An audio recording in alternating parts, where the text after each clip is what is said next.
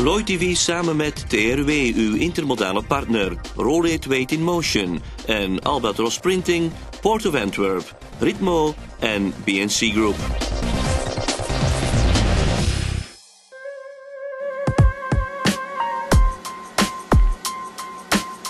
Op maandag draaiden de persen van Corerio nog volop om de extra 150 pagina's dikke verjaardagseditie van de Lloyd te drukken. 3 dagen later werd de jubileumeditie met een fraaie cover dan overhandigd aan de vele gasten op de academische zitting in het prachtige decor van het Augustinus Muziekcentrum in de Kammerstraat in Antwerpen. Cabaretier en stemmenimitator Dirk Denoyelle speelde gastheer. Dr. Flechsenberger. De topman van Lloyd, Dieter Flechsenberger, blikte in zijn openingsspeech terug op deze bijzondere verjaardag. Maar hij keek toch vooral vooruit. There is no question that Lloyd in March 2008 is slightly different from what your forefathers in the past decade, or should I say centuries, could expect from their transport newspaper.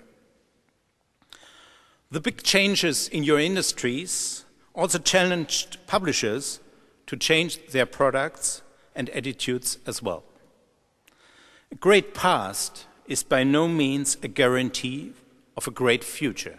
Meanwhile, new forms of communication for specialized audiences have started, such as small-scale but highly focused seminars, a web-based electronic newsletter, and recently for us, and a big step as well for us, a new world opening up with our first TV activities. With the benefit of the latest available technology, the search for optimizing the communication of news and background information alike is continuing. More products will be launched very soon. But for this, you will have to continue watching Lloyd TV and especially continuing reading the Lloyd newspaper. Thank you. Beste vrienden, liberaal-democraten, burgers van dit land. Ik moet zeggen, ik ben bijzonder blij dat ik vandaag ook de kans krijg om hier de Lloyd had kosten nog moeite gespaard om belangrijke mensen het woord te laten nemen. Zo waren ook oud-premier Verhofstadt en bijna ex-president Bush van de partij. The mere fact that you had appointed Mr. André Flaho as your Minister of Defense scared the shit out of all terrorists in Belgium. Naast deze 2 bijzondere gasten waren er ook andere, nog serieuzere sprekers. Onder hen Jean-Claude Dele, president van Kleekat, en Dirk van den Broek, algemeen directeur van EVO. In het huis De Kolvenier draaiden de voorbereidingen intussen op volle toeren, in de keuken en in de kelder. Onze wijnkelder is eigenlijk de aperitiefzaal. Wij verwachten hier straks ons gezelschap van Lloyd voor een leuk aperitief en nadien een diner boven. Professor Els de Bens, voorzitter van de Mediaraad Vlaanderen, ontroert intussen met een opvallende bekentenis en excuses. Maar ik moet toch eerlijk zeggen dat ik een beetje het schaamrood op de wangen heb.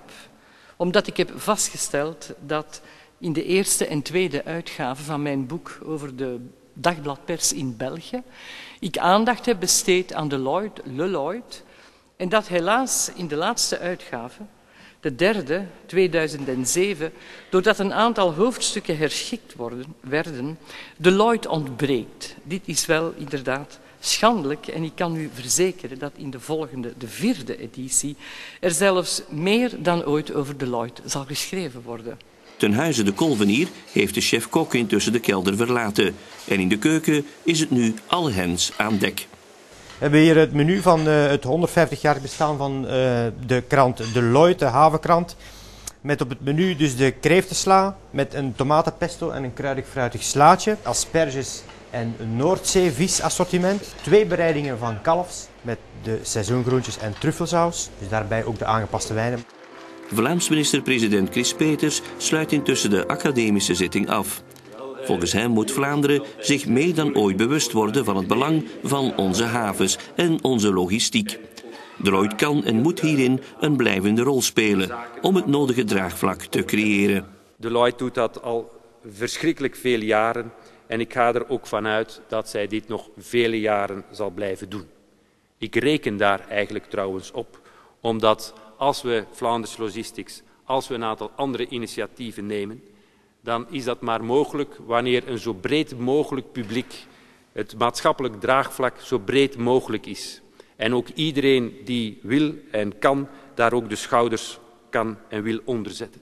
Vandaar dat het zo belangrijk is dat we de Lloyd hebben en dat ik ervan uitga dat we daar nog 150 jaar vanaf nu blijvend kunnen op rekenen. Hooggeachte vrienden van Spirit, lieve vriendjes van de SPA.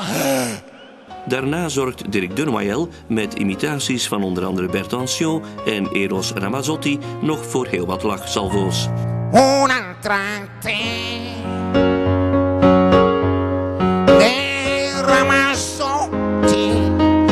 Tijdens de receptie nadien overhandigde algemeen directeur van de Lloyd, Miranda Keuters, het eerste jubileumexemplaar aan Dieter Flechsenberger. Intussen vermaakte een aantal genodigden zich met een kijkje in de oude kranten of jaarboeken uit lang vervlogen tijden. En dit riep vanzelfsprekend herinneringen op en was stof voor uitgebreide gesprekken, die achteraf werden voortgezet in het al even prachtig decor van het huis de Kolvenier.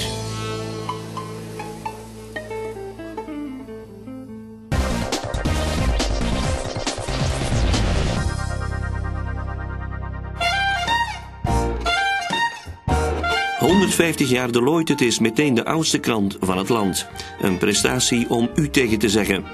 Wij blikken even terug en vooruit met barones Eliane Achten en CEO Dieter Flechsenberger. Die krant ligt op ons bureau.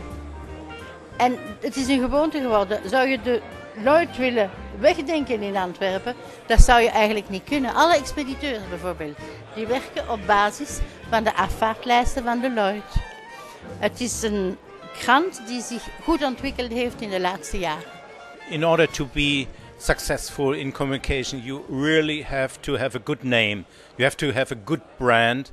And I'm really proud about that. We can be the ones who can support Deloitte to be even more successful. Because in a world of high complexity and new information providers, people orient towards brands in order to be provided with confidential and information that they really can trust in.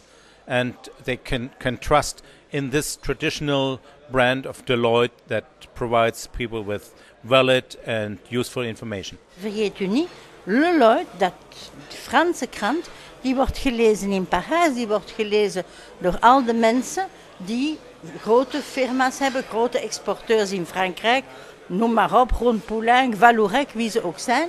Die hebben de Lloyd, dat zijn allemaal geabonnees aan de Lloyd. Dus het blijft niet hier alleen in het Antwerpse.